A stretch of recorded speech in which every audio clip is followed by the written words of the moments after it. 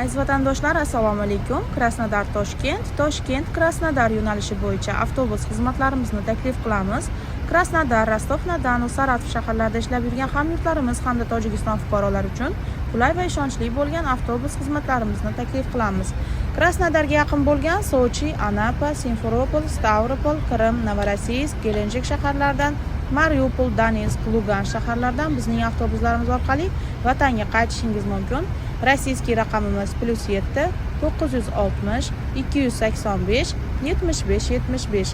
O'zbekiston raqamimiz esa 90 kodi bilan 268 53 13 raqamlari orqali bog'lanib, o'zingiz uchun joy yozdirishingiz mumkin.